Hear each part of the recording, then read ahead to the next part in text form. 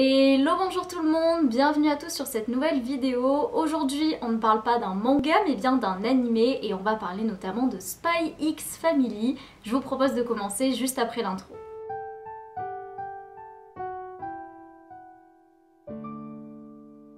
Alors avant toute chose, sachez que j'ai déjà fait une vidéo sur le manga de Spy X Family. Donc si vous voulez en savoir plus sur la trame de l'histoire, mon avis, les personnages, le contexte de création, je vous laisse aller voir sur ma chaîne YouTube la vidéo en question. Aujourd'hui on va vraiment se concentrer sur l'animé. Donc il nous est indiqué depuis novembre 2021 une série télé d'animation nommée Spy X Family pour l'année 2022. Et donc nous y sommes, peu à peu de plus en plus d'épisodes sont disponibles et ce depuis le 9 avril 2022. La version francophone est quant à elle datée du 16 avril 2022, donc légèrement après, mais je trouve que le délai était quand même très court. L'anime est cette fois réalisé par Kazuhiro Furuhashi, qui est aussi le caractère designer des personnages. Et puisque j'ai visionné les 8 premiers épisodes parus jusqu'à maintenant en français, je vous propose de voir directement mes aspects positifs et négatifs. Alors ce que j'ai dans un premier temps véritablement aimé au cours de cet animé, c'est la fidélité qui est respectée vis-à-vis des mangas, tant au niveau des dessins, des couleurs qui sont d'ailleurs extrêmement qualitatives.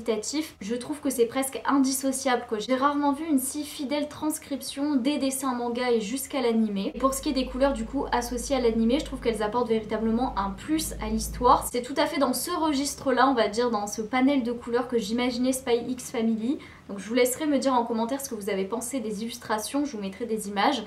Personnellement je les trouve pour le coup elles parfaites. Ensuite mon immense crainte quand je regarde un animé c'est vraiment le doublage, les voix, je pense que ça c'est quelque chose d'assez partagé. J'avais très peur d'avoir des voix inadaptées aux personnages, trop graves, trop aiguës, trop jeunes. Une fois de plus pour moi c'est une réussite, les voix correspondent aux personnages, pas que les personnages principaux d'ailleurs, hein. Tous les personnages ont des voix qui je trouve leur sont bien assignées, les doublages français sont bien réalisés. Et Dieu soit loué, on échappe aux onomatopées à outrance dans les animés qui peuvent être extrêmement exécrable. En tout cas moi c'est quelque chose qui me gonfle à mourir.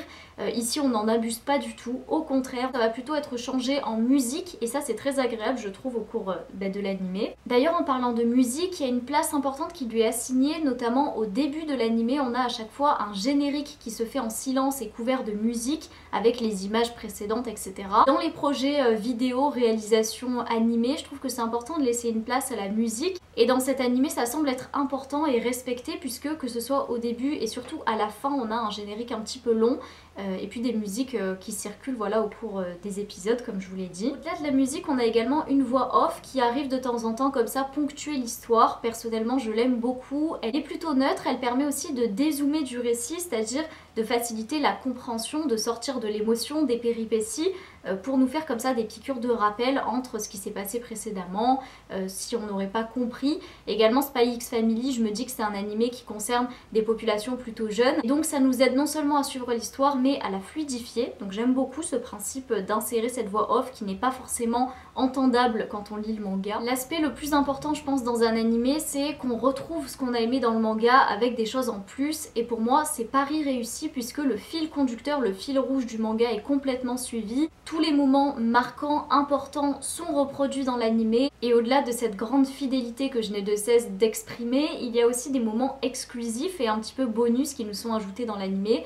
C'est quelque chose qu'on recherche en tout cas personnellement. Ça amène un côté novateur, on peut redécouvrir encore davantage les personnages et l'histoire et je pense notamment à un épisode où on va avoir un jeu pour reproduire un petit peu le dessin animé préféré de Anya. Ainsi ça nous donne des éléments qu'on n'a pas forcément lus dans le manga, qu'on n'a pas eu l'occasion de découvrir et c'est un petit peu le juste milieu que j'attendais. Tout de suite je vous propose de passer à mes aspects négatifs parce que oui j'ai quand même essayé de développer un esprit critique en regardant cet animé même si je l'ai vraiment apprécié. Premièrement j'ai noté que si on n'a pas lu au préalable le manga ça peut être sous un certain angle compliqué surtout au début de l'animé de comprendre les enjeux, de comprendre les thématiques. Personnellement j'ai trouvé que surtout dans l'épisode 1 c'est pas assez bien expliqué ce qui fait que ça peut être un peu fastidieux, un petit peu interrogeant quand on débute l'animé sans avoir aucune connaissance de l'histoire ni du manga. Ainsi je vous conseille de ne pas hésiter à poursuivre, à persévérer. Si vous avez du mal à comprendre ça va arriver, c'est vrai qu'au début c'est un petit peu flou, il y a des clans on pourrait dire, il y a des peuples qui sont nommés nouvellement, il faut savoir assimiler qui est qui va travailler pour qui. C'est quelque chose que j'avais évoqué dans ma vidéo sur le manga strictement, j'avais dit que c'était un petit peu compliqué de se repérer dans toutes ces informations au début.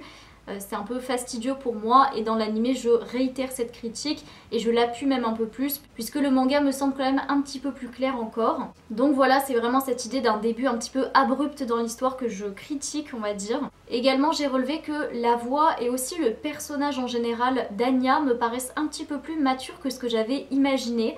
Donc là ça fait vraiment appel à mon ressenti. La voyez un petit peu plus bébé, un petit peu moins mature. C'est vrai que dans l'animé on la voit un petit peu plus grande. En tout cas c'est pas tout à fait comme ça que je l'imaginais, que j'imaginais sa voix. Pour finir j'ai noté que j'ai trouvé l'animé un petit peu long à dérouler. C'est vrai qu'en 8 épisodes finalement il s'est passé peu de choses dans l'avancée totale de l'histoire que moi j'ai en tête vis-à-vis des mangas. Mais d'un autre côté les épisodes sont courts, hein. Je crois qu'ils font 20 ou 25 minutes. Donc c'est un format quand même qui est pas conséquent, qu'on peut regarder très facilement, très aisément. Et puis moi je fais complètement partie de la team en règle générale de plus c'est long et plus c'est intéressant et plus on en découvre. Et les formats courts bah finalement ça bâcle souvent les choses. Donc voilà, finalement c'est peut-être un mal pour un bien. Pour conclure et en résumé, si vous avez envie, je vous conseille vraiment de lire un petit peu en amont le manga. Ça peut vous permettre d'apprécier complètement le visionnage de l'animé en ayant déjà les enjeux et les idées en tête. Mais si vous n'êtes pas très branché lecture, je vous recommande également de commencer directement par l'animé puisque je l'ai trouvé de grande qualité et surtout très fidèle au manga, je le répète une fois de plus. C'est une histoire qui est intéressante mais qui est pas trop prise de tête, pas trop compliquée, qui est légère, qui est intemporelle, qui n'a ni sexe, ni genre, ni âge pour moi. Et ça peut paraître étonnant, mais pour finir, je dirais même que le format de l'animé pour Spy Family, c'est quelque chose qui lui correspond parfaitement. En tout cas, je trouve même que ça lui va mieux que le manga, notamment pour la voix off, les couleurs, les musiques. C'est une histoire qui s'adapte à merveille au format de l'animation, donc je vous le recommande vivement. C'est ainsi que je vais conclure cette vidéo. N'hésitez pas à la liker si vous l'avez appréciée, également à vous abonner à ma chaîne si vous avez envie de voir davantage de contenu, que ce soit sur les animés mais surtout sur les lectures manga. Également et surtout, je vous invite à laisser en commentaire votre avis sur ma vidéo, votre retour lecture, votre retour sur l'animé. Ça me fait toujours très plaisir à la fois de vous lire et de vous répondre. Je vous remercie de tout cœur d'avoir visionné cette vidéo. Je vous dis à très bientôt, portez-vous bien, bye bye tout le monde.